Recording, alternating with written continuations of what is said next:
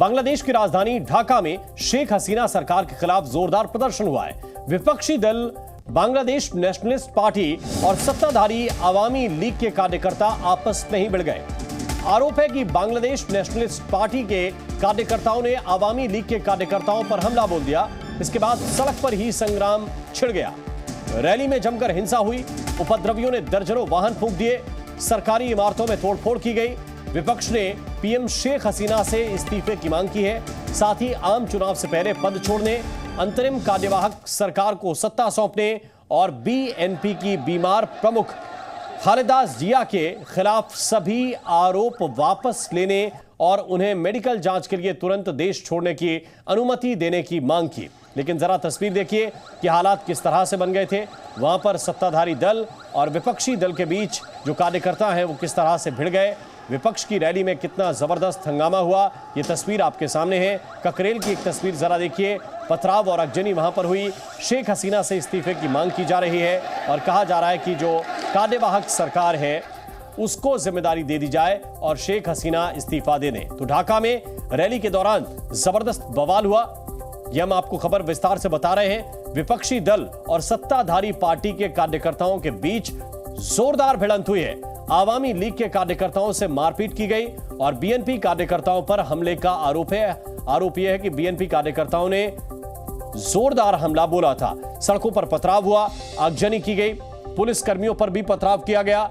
इलाके के जो पुलिस अस्पताल है उस पर भी प्रदर्शनकारियों ने हमला किया। इसके बाद पुलिस ने भीड़ को नियंत्रित करने के लिए आंसू गैस के गोले छोड़े।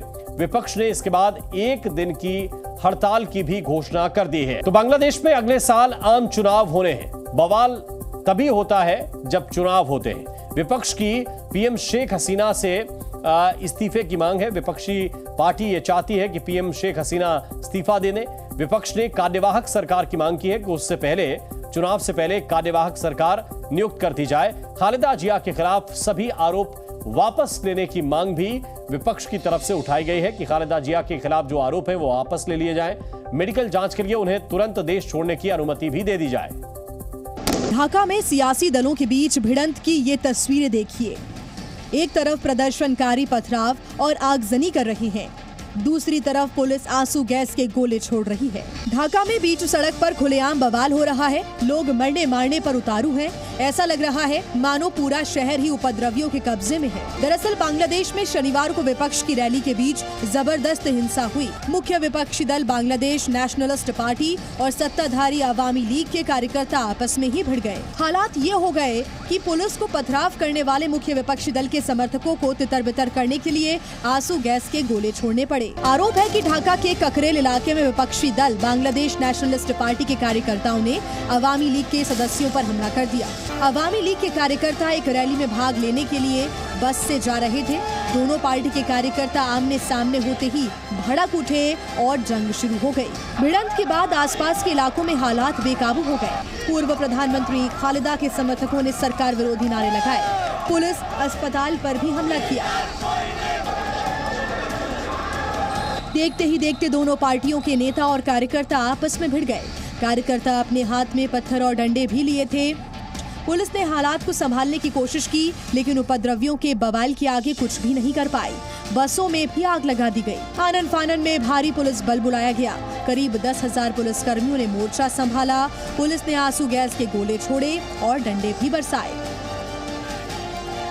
दूसरी तरफ प्रधानमंत्री शेख हसीना ने रैली आयोजित करने के लिए विपक्ष की आलोचना करते हुए कहा कि जिया की पार्टी उनकी सरकार के विकास के एजेंडे को पटरी से उतारने का प्रयास कर रही है।